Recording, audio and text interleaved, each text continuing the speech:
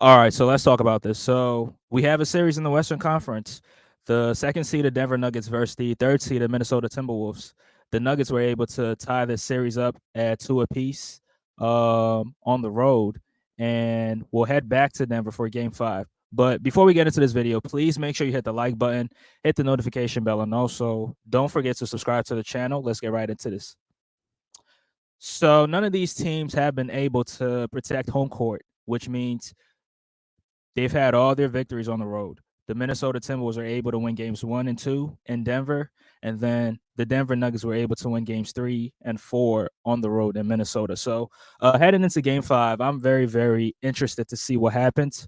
But let's talk about this game and what transpired in this game. So, the Denver Nuggets had the lead most of the time. They had either between an 8 to 19 point lead, so they had total control in this game right here. And for the Minnesota Timberwolves, Anthony Edwards, nobody on the Denver Nuggets can guard Anthony Edwards. Like, it's not KCP, not Aaron Gordon, not Jamal Murray, not Jokic. Nobody can guard Anthony Edwards. He's just a one man wrecking crew. And I think he had like 44 points in this game right here, something like that. 44 points, 5 rebounds, and 5 assists. But he didn't really have any help in terms of offensive production from his other teammates. I mean, Jaden McDaniels gave you 11 points.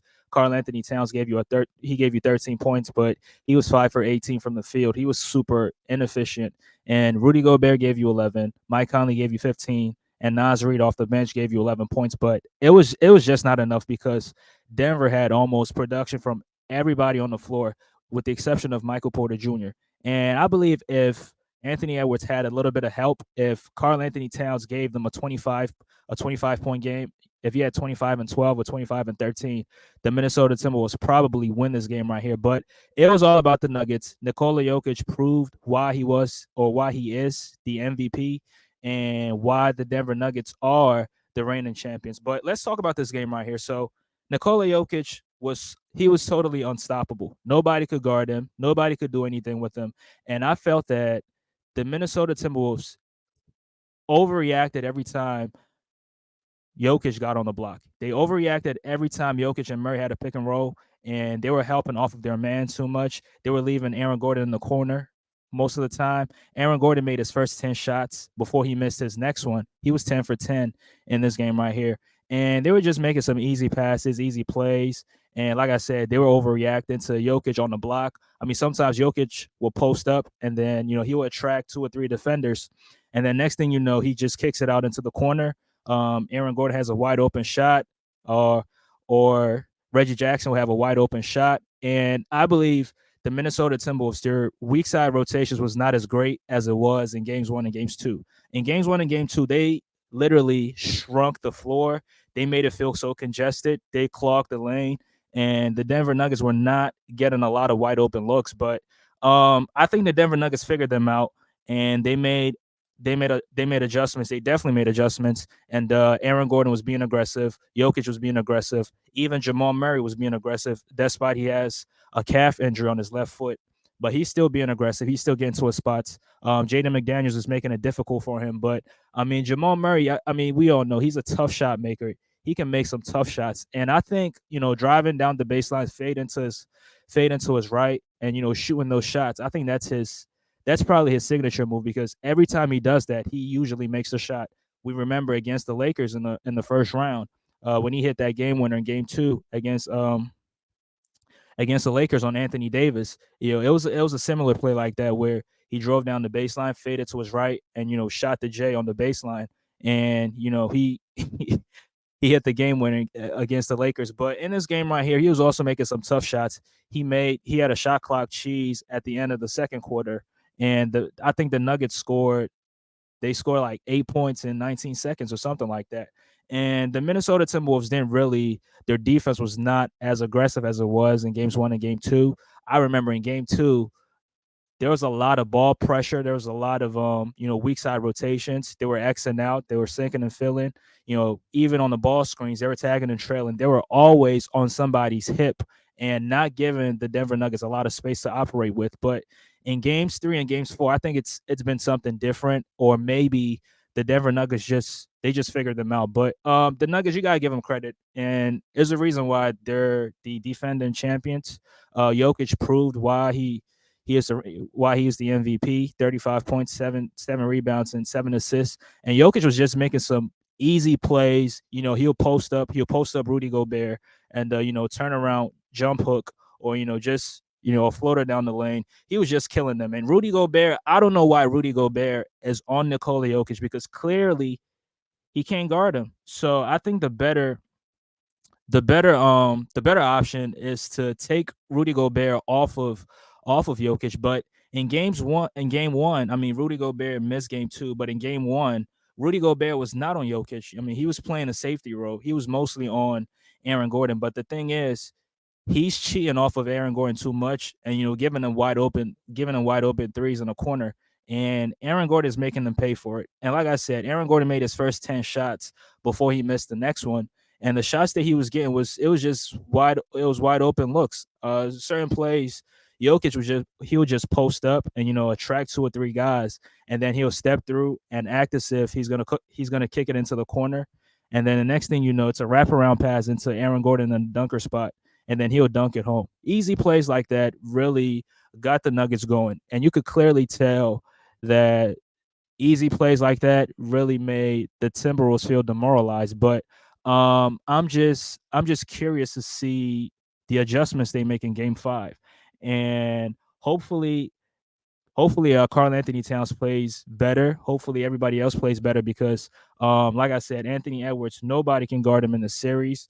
And if he had enough offensive help from his other teammates, they probably win this game right here. I mean, Anthony Edwards, nobody can do anything with him. I mean, he's driving down the lane, he's making threes, he's getting to the cup, reorganizing in mid-flight, going up and under, reverse layups. Like, he has everything in his bag. But the only thing is, he needs other guys to step up as well. If other guys don't step up, the Timberwolves are not winning this series, because Jokic is getting everybody else involved. He's getting MPJ. I mean, not MPJ. He's getting Aaron Gordon involved. He's getting Jamal Murray involved. Even guys that come off the bench. I mean, I think Justin Holiday rather. He came off the bench. He hit he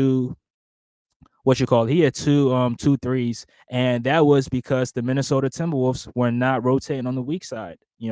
Overreacting on Jokic every time he drives, and leaving guys open, and then Jokic would just kick it into the corner, and these guys are making their shots. And another thing is, the Denver Nuggets had production off their bench. I think they had like 27. They had 27 points off their bench alone, and the Minnesota Timberwolves only had like 13 or 14. I think Naz Reid had 11, and somebody else had 2 or 3 points. So you could clearly tell that the Nuggets bench outplayed the Timberwolves bench, and that cannot happen. You need production from everybody else on the floor in order to win. And guys have to play their roles. Guys have to play defense just like they did in game ones and game two. Um, Guys don't have to cheat. They don't have to gamble a lot, because if you gamble on this Denver Nuggets team, you will definitely pay for it. Jokic is going to make you pay for it. And one last thing, Michael Porter Jr. is not really having a good series, but Aaron Gordon has really stepped up as a third option. He's really filled in that role. I mean, he's playing defense, he's grabbing rebounds, he's scoring. He's making his threes. I looked up his shooting splits, and he was shooting like 70% from the field, 60% from the three, and he's shooting 60% from the free throw line. Now, the free throws is a little bit, if you give volume with the free throws, I think his percentages is going to get better, because he's only attempted 8 free throws and he's made only 5 of them. But if he gets more volume on those free throws, I think those percentages will be a lot better. So that's the context with that. But me personally, I picked the Denver Nuggets to win the series, because they're the defending champions, and you gotta give them the benefit of the doubt. So yeah, I still got them winning this series, but I'm really I'm really interested to see what happens in games 5. And this series is kind of reminding me of the LA Clippers and the Dallas Mavericks in 2021, where Dallas won on the road, the Clippers won on the road, and it was just like that until game 7, when the Clippers finally got a home victory. And I think this series could go that way. But the Denver Nuggets have, they have the next two games at home. If this series goes to a game seven, they have the next, yeah, they have the next two games at home. So they clearly have an advantage, right?